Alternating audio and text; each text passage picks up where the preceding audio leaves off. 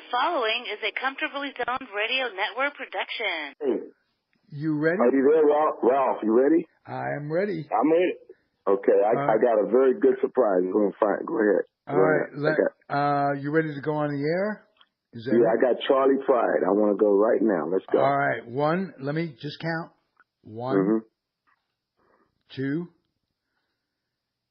3. We are back. Lenny Randle's Hot Corner. He's got a very, very special guest. Who is he, Lenny? I got a guy that's bigger than Johnny Cash, bigger than who your favorite singer is, probably Glenn Campbell. I got Charlie Pride on the line, and I'm trying to get Are you there, Charlie? I hear you. And I'm trying to get his Torino Stutz Ford parts. He has a collectible Stutz Ford out of Torino, Italy.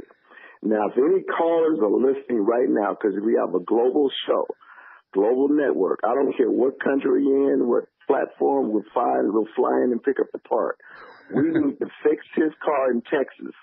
I will fly in Torino and come pick up the part. I will ship it in. This is Lenny Randle, and I'm not no bull. Okay. Hey, Charlie Pride, you were some sort of country singer, but you were also a baseball player. How many people remember? Used to, yeah. I got there. I just didn't stay. Lenny got there and played, but I got there spring training and all with the Angels, and they sent me home with a tuna fish sandwich and orange. I didn't look too good. Well, they looked at me though. Most of my experience was playing the old Negro League. That they looked at you, it's almost like your music is one thing, but when you were a kid, I'll bet you wanted to be a baseball player first. Oh yeah, I was gonna go to Major Leagues, and they said, "Who hit the most home run?" Not Babe Ruth. Who was the last 400 hitter? And I said, "William Charlie Pride." That was my intention. There you go. All right. Now, when did you go bad and have to go into music? Well, as bad as. Let me explain something. Let me explain something to you, real. I'm gonna try to condense it down the best I can. See, back when I played in the old Negro League, and they had quotas. They didn't let but so many of us. When I say us, you colored, Negro, African, Black, African American, whatever you want to call it now. Like when I'd be talking to a reporter, he'd say, "Charlie, how does it feel to be the Jackie Robinson of country music?" "Charlie, how does it feel to be the first colored country singer?" "Charlie, how does it feel to be the first Negro country singer?" "Charlie, how does it feel to be the first Afro-American country singer?" I could feel the same way when I was colored. I don't feel no different. That's what I told them. So my thing is they had quotas. You see, I'm not making excuses, but I cracked my elbow in 1956 in Jackson, Missouri. I had all three, the hammer, the hook, and the chain. They talk about these cutters and all this stuff. I don't know what the heck they're talking about, but I got you out on all three while I cracked my elbow. But I pitched and played outfield. Did you get to meet Satchel Paige? I played when he went up in 1948 to help the Cleveland Indians win the pennant and all that. And Bill Veeck brought him in? Yeah, but that was, I thought Veeck was with the White Sox. But anyway, they had him a rocking chair out there. When he got through in 48, he came back. They brought him back to the Kansas City Monarchs to pitch 3 innings every night for $400 a night. I never hit against him, but I sit and talk with him because I was with the same team that they pay him that much money to pitch 3 innings every night. And I was back when he stopped and came back out from the majors in 1948. Whoa. Mm-hmm. Great story. We're talking history, folks. We are definitely talking history. He was with seven presidents that he's played for and been with and got pictures of out of 7,000 or more photos that he's been put together. 70? No, not 7. Not 7, Lenny. 70,000. 70,000. 70,000 photos of celebrities. Yes. In his cell phone. Ralph, I didn't know that was legal. Hey, my Metro holds 12 pictures. Everything after that you have to delete. I just have to try to learn how to find them. That's my thing. But I found more than this lady was sitting with us in the suite last night watching the game between the Rangers and Yankees, and I found a way to go for the whole gallery, and I just stopped there and pulled one up. I needed this, but when I was trying to tell this guy and that guy what I had, And what I was really trying to show was my mother's picture. My mother was a beautiful lady. Yeah. I was sitting in the booth with him. We had an induction there a while back in August, and he's in George Bush's booth. And his wife didn't know that we used to hang out together in Pompano Beach, and he would take me around town. And I didn't know all these places that I'd be going to because I was kind of scared California going in the South. And he goes, Lenny, you with royalty. I got this. I learned real quick, Ralph, that Charlie Pye can go anywhere, any saloon in the country, and have treated like a king or president. And so could Lenny Randle, I might add, but that's another story. And I might subtract, Charlie, you never know, and long division not entirely out of the picture. But let me digress and ask you about Brother Ray. Oh, Ray Charles. Oh, one of the guys did Ray Charles. Ray Brother Charles. Ray. Yeah. I want to ask Ray Charles. Charlie, anything you want to say? About what now? Brother Ray Charles. Oh, I only met him. I met him one time. He brought me up on stage. I don't know whether it was in Pennsylvania somewhere, and he introduced me. But that's the only time I got a chance to meet him and say hi to him. And I don't know what city it was, but it was in the north. It's like in Pennsylvania or somewhere up there in that neck of the woods. And he was playing, and he brought me up and introduced me. Charlie, excuse my ignorance. Where were you brought up? Mississippi. So, country music, I still have a hard time with pure country music. There was no crossover with you. You were a country music guy. Exactly. I still don't. My new single, my new CD right now is the finest traditional you ever want to hear. What's the name of it? It's called Music in My Heart. It's one of the finest I've ever done. And you can take it and go back all the way to 66 and compare the voice and all the other songs that I've sang and see which one sounds the best. But you don't know this, though, Charlie. I used to wake up and get real lucky with girls, and I go, kiss an angel, good morning. And I go, hey, angel. I say, hey, angel, wake up. That was my biggie. That was my biggest thing. It crossed over. Oh, my God. Phenomenal.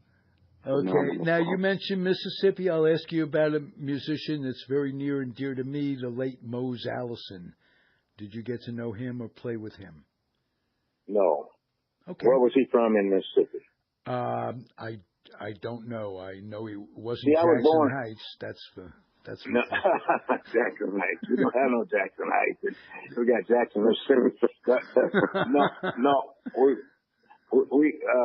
My hometown was 500 population, and my hometown was about 40 miles from B.B. King. That was about 100, maybe 85, 100 from where Tammy Wynette was born. Elvis was born just outside of Tupelo. I just named some more Mississippians, you know. Right. But cause ever since I went on stage, I said, I'm Charlie Pye from Sledge, Mississippi. Man, you could say you're from somewhere that's Mississippi. I said, that's where I'm from, son. I said, you ain't where you're from that makes you. I said, what you do when you get out there. So anyway, I'm first time I ever saw B.B. King, he was sitting, and I was too young to be in there. B.B. King, wow, you were Lucille. What? He had that guitar, Lucille. Did B.B. King. Yeah. Well, he was sitting by, when you walked in the door, he was sitting in a little cubby hole right next to you when you walk in the door. And there was a fight broke out, and this guy had a very old hook blade knife, and he's going to cut Chuck. I said, oh, Lord, don't let him do it. My dad's a 50-year deacon in the Baptist church. Man, he would have just, I could just see something like that happen. He would have just told me to no end. Hey, Charlie, I've asked Lenny this about his pregame habits and what have you. What do you like right before a concert? What's your routine? Do you like to be talked to? Do you like to be left alone? What's it like being Charlie Pye? It depends. Sometimes I go get me some water. I go to the bathroom. Sometimes I'll be talking like I'm talking to you guys. And sometimes I don't even have my we use them, and I don't like them as well as I do the old thing. Ear, you know, we call them ears. You know, you plug them in your ears, you can hear everything and all that. I don't like them, but sometimes I haven't put those on, and I have to hurry up and put those on. I said, let them vamp a little long. I said, can them play a little long? I ain't quite got it. Then I get through, and then boom, I come right out and do it, and that's the way it is. Oh my God. You are a character. Have you played music with Lenny? I want to ask you that, Charlie. No. The last time I saw Lenny was in the suite up there when he talked to us a whole bunch, and I found out he's born the same month my wife was born in. Oh. And he was here, and he gave me. That's the thing I was talking about but I had to go back to the Texas Ranger to get his number. He gave me his number and everything, and I didn't put it in my cell, and I got it last night from one of the guys out at the Rangers, and I said, I'm going to call him in the morning. So it's about 4 or 5 o'clock there now, isn't it? 5 or 3 or 4? Yeah. So, and then here's the kicker, Ralph. Go ahead, I'm sorry, go ahead. Here's the kicker, Ralph. He called me about the Stutz car, because I'm going to go to Torino, Italy, and get him his part. And the part was purchased out of California, but the original builder is Italian in Torino, Italy. But he got the car shipped over to him. There's only 4 in the world. He has the 4th car in the world still. Wow. And Willie Mays has the other one. Nice. No. Willie Mays, Elvis Presley, and Johnny Taylor. There was 2 doors. They didn't start making 4 doors until 1980. Oh, okay. And So they had 2 doors. Mine was a 4-door, and then they called back. I think I told you this, and they said we got the 15th one made, and if you want to trade or something like that, I said, well, let me think about it. And I said, so about 2 weeks later, I called. I said, well, let's talk about it. How much difference you going to give me for the one I have, the 4th one, the one you have the 15th? He said, what do you say? I said, what's the difference you going to give me? He said, what do you mean?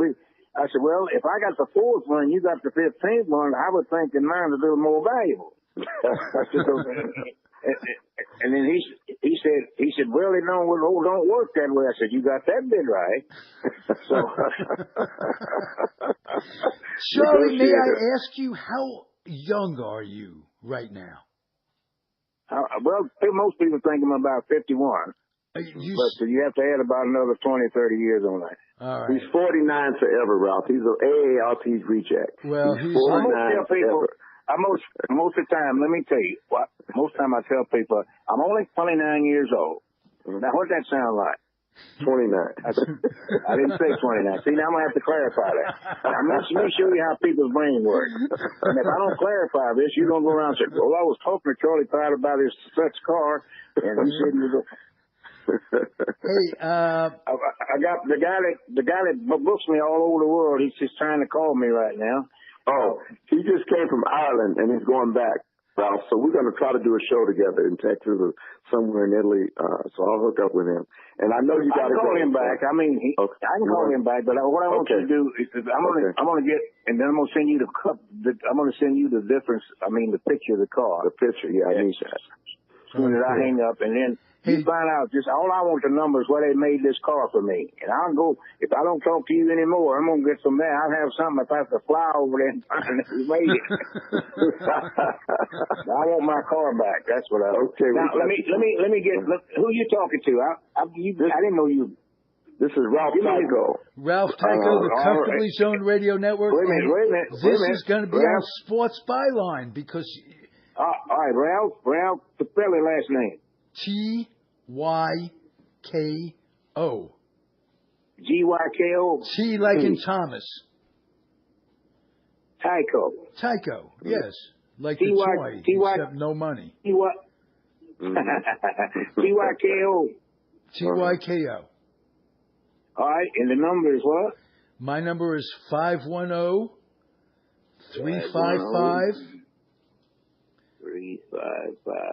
7084. Now you can call me direct and we'll talk anytime, 24/7, Charlie. Anytime you want to talk. You want to talk some old time baseball from the 50s. I give you a whole bunch of that, but you like to hear probably from the old Negro League. See, Lenny didn't play in that absolutely. But I would also. No, my dad played in the Negro League, and my uncle played in the Negro League. I didn't know that. Okay, so well, he can give you some too if his dad played, but he's heard some of the things. No, see, he told me about the Ernie Banks stories and the Hank Aaron stories, and Willie didn't really want to go.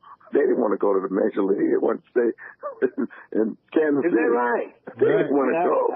Man, when I saw Jackie Robinson go to the Major League, I told my dad I was picking cotton beside him. I said, here's my way out of the cotton field.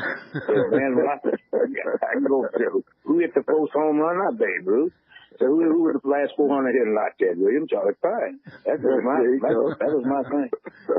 Hey, Charlie, I am so delighted to have had this moment to get to talk to you. And but you got to hear this too, Ralph. Billy Martin invited him to spring training with us to play ball to try to get him on the roster. That's how serious Billy Martin was, and knew he could play. Yeah. Yeah, it wasn't Ted. Lenny, it was good. Lenny talking about Billy Martin. Lenny, and talking about Billy Martin. That was on every manager that they had since they became the Rangers. Ted Williams all the way to right now before I bought into him. I'm part owner now. Mm-hmm. But what I'm saying here is that Billy, I was a Ranger for. You're a Ranger, man. I'm telling you, that's my. No. Wait a minute.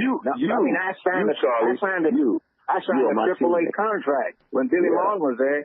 I signed a AAA contract. I got a hit off of Jim Palmer. He made me a designated hitter in Pompano. Yes, sir. On my birthday. Yeah, on my birthday. Yeah, so you signed you were in organized baseball. He was in the Major League spring training. Let me tell you. Major League. I knew about that, but I did not know that he had played AAA ball too. No, but that was with the Angels. I was spring training with the Angels, my friend. In 1961. Was that Gene Autry? Well, Gene Autry and Bill Rigney. Let me give you a little taste. It was in Nashville. Johnny Cash and June was sitting at the table. My wife and at the table. Eddie Arnold and his wife, and Gene Autry. They were giving him the Pioneer, the Lifetime Achievement Award to him. And he got up on stage and he says, ladies and gentlemen, I want to thank you for this award. He said, over there at the table, Johnny Cash and June and Eddie Arnold, and a young fellow almost was an angel. I said, I want a clip of that. Yeah. And I got the clip. You got the clip? Oh, my God. That's awesome. Oh, God. I got the more clips on Joe Garagiola when I was hitting against Warren Spahn. I can tell you a whole bunch of things, but right now I got Ralph Tyko and I got Lenny Randle. We'll do this again sometime. Oh yeah, I'm sure. Hey, Lenny knows how to get my heart. Lenny knows how to get my heart beating. I have to wake you up, brother. I got to wake him up. Keep you going, brother. Bella. I know I'm the weak link of all of this, but I am so delighted. When you guys write your memoirs, will you mention this at all? Probably not, huh? I'm just guessing. I will. I can remember. I remember when I was 3 years old. Oh, okay. But you won't mention this conversation, I'm afraid. Here's what we're going to do. We're going to put his CD on Music in My Heart, and we're going to open our show with that.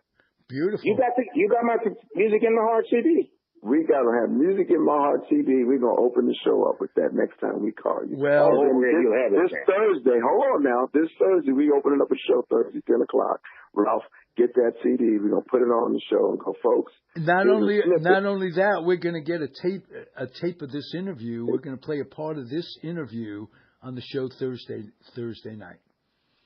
That and Kiss. Where are you located, Ralph? I'm in Alameda, California.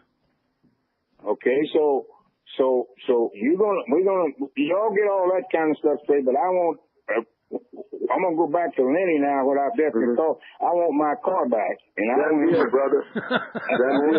to find out where they made those cars, and we're gonna go from there. I got Alameda, California. Let me put that down. Alameda, California. And you are always welcome to come stay at the Talie Olson Ralph Tyko, Abode. We have a nice place for you. We'll fix you a bagel to eat. We'll. I eat turnip greens and cornbread. Bread and breakfast and cornbread. That's all. Turnip greens and cornbread. You got it. You got it. No bagels. Okay. I got to know my audience. I got to know my audience. So. Hey, when you get up here, when you get to Northern California, we're adjacent to Oakland. They have a little man-made island called Alameda. And it's right across the bay from San Francisco. And I keep inviting Lenny, but, I'll come Lenny up. Bigley. I come up. I go to Napa. I'm a Napa guy, but I'll go over there in Sausalito. I'm trying to not be bourgeois. My friends live there. Well, I got to go see Seaver. Seaver lives in Napa Valley, and my buddies live in Napa. I don't know. They do grapes and wine. I don't know why, Charlie. I don't know why. Well, why don't you I don't pick drink nothing next but, time I you drink, come? I drink ice water, Sprite, and orange juice. There you go. Well, spiked, you say. No Sprite. Oh, Sprite. Oh, okay. It's an offshoot of 7-Up. You're bodacious, I'll tell you that. You're a man who takes risks. You go 7-Up. Wow. Strong person. The strong person, right. Well, I'll tell you one thing, Ralph. When you go out with him, it's like, wait a minute, who picked up the tab? And he goes, Lenny, don't worry about it. Somebody in the building. Somebody in the building, right? Somebody in the building. Yeah, he's a blessed man. A blessed man. And listen, tell your wife to keep celebrating that Aquarius birthday all year. Oh no, she does it. She does it February 6th, and after that, she go after mine. Mine's March 18th. Yeah, he's 18. So should we call him on his birthday, Ralph, or what? Oh, absolutely. We'll call him in person rather than or what? How about that? Okay, for that'll a quick work. response. Okay. Yeah. Charlie, I'm honored, and Lenny, you are both blessed. Just know that. No, we're not blessed until we get Stevie Wonder on the four of us to sing the birthday to Charlie. That's my next goal. Oh, I'm warming up my pipes. I didn't say Mike Tyson. I said Stevie Wonder. No, I said I'm warming up my pipes to sing. Oh, okay. Yeah, imagine that, singing with Charlie Pride and Stevie Wonder. Right. Yeah. Well, I'm going to let you go. I'm going to call my guy that books me all over the world. All right, and then I'm going to have Jerry here. He's at the house to send the picture. Yeah, send the picture of the car. But in the meantime, you find out and get me a number over at Torino, okay? You got it, buddy. All right. It's been a pleasure talking to you. And we'll do this again. Okay, Texas teammate. Okay. Thank you, man. Ranger. All right, God I'm bless. tingling, guys. This is terrific. Thank you again, gentlemen. Adios. Okay, now. Holy shit.